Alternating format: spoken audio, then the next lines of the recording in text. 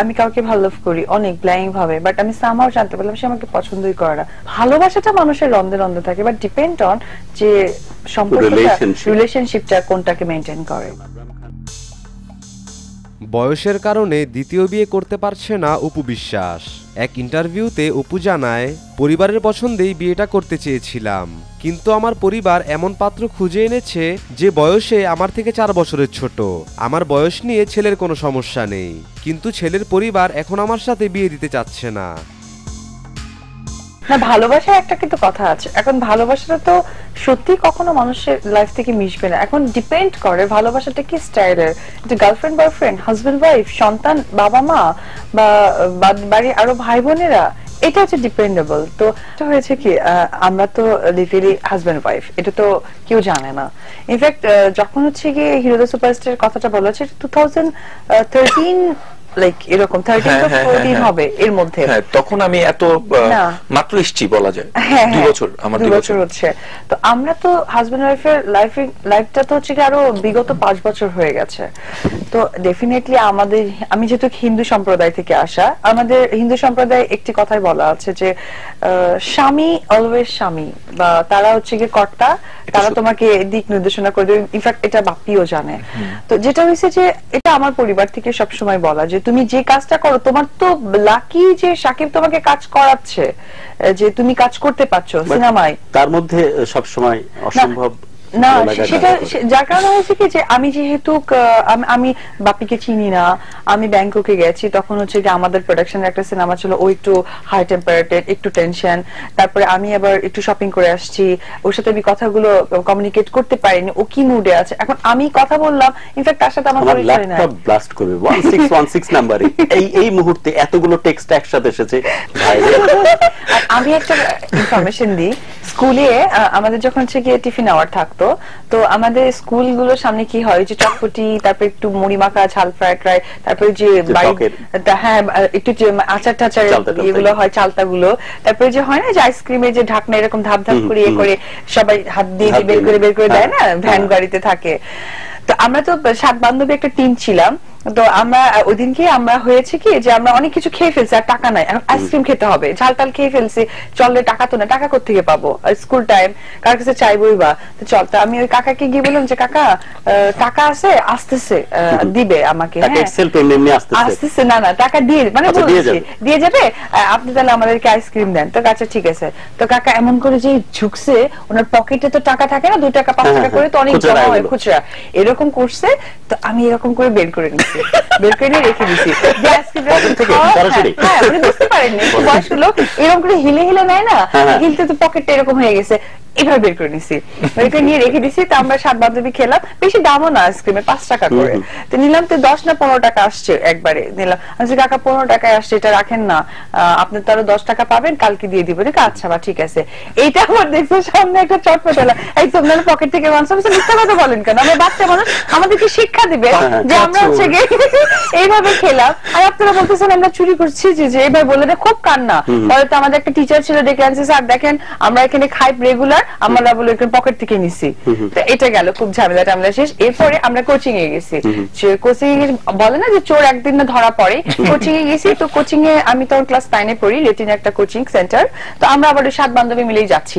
একটা সাইকেল, আমরা জানি ওই ছেলেটা অনেক দূর থেকে আসে, মানে আমাদের বগুড়াতে কাহালু একটা জায়গা আছে একটু দূরে, তো ওখান থেকে আসে, সাইকেলটা নতুন, হ্যাঁ হ্যাঁ। তো ওইখানে আসে, তো সাইকেলে না গরুর যেমন গলায় অনেক মালা ঠালা লাগায়, আমি কি খায় এত লাগাইছে কেন, চল টায়ার পাংচার করে দিব।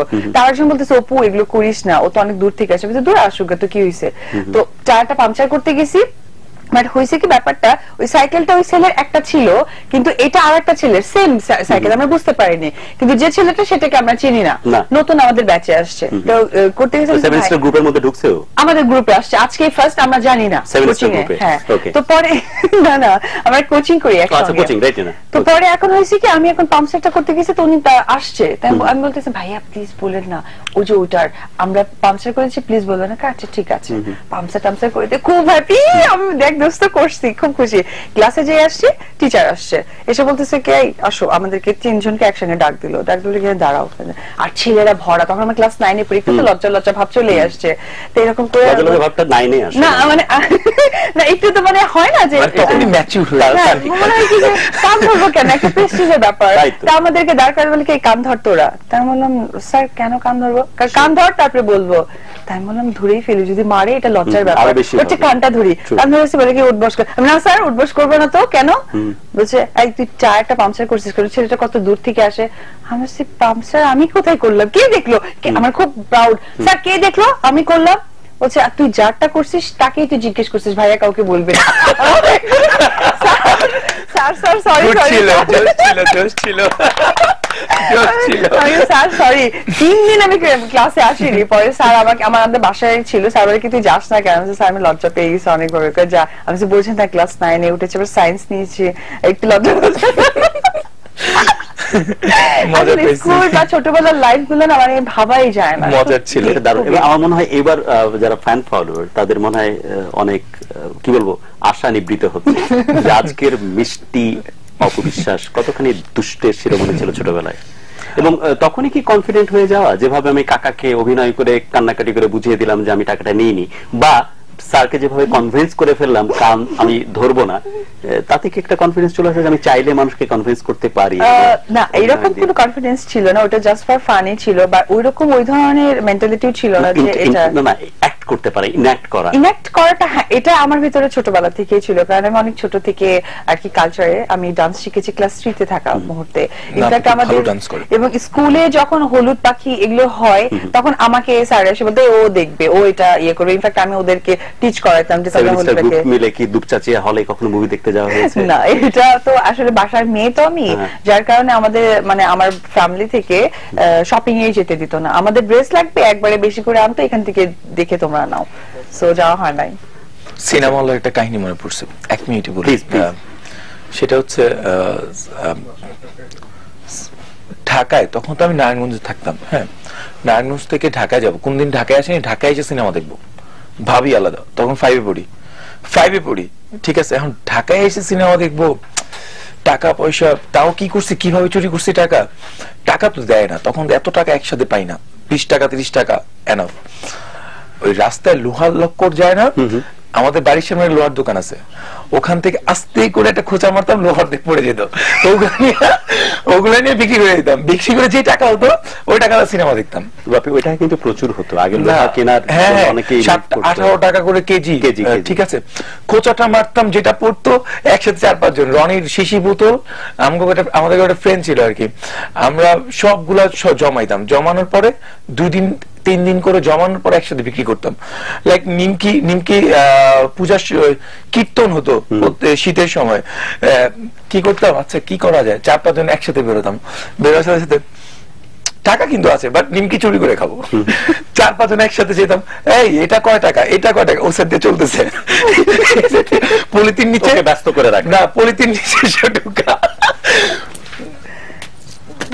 ট্রেনের ঘটনা হচ্ছে, ট্রেনে যাবো, যদি বাসে যাই বাসের টাকা হচ্ছে 14 টাকা, ট্রেনে গেলে ফ্রি যেতে পারবো, টিকিট দিব না, টিকিট কাটবো না, যদি ধরা খেয়ে যায় 4 টাকা করে টিকিট দিয়ে দিব, বা 6 টাকা করে টিকিট দিয়ে দিব। কপালটা কি, জীবনে প্রথম ঢাকায় যাচ্ছি, বাইরে কিন্তু একটু বৃষ্টি ভাব, ওই টাইমে যেই বগিটাতে উঠছি, 4টা ফ্রেন্ড, কি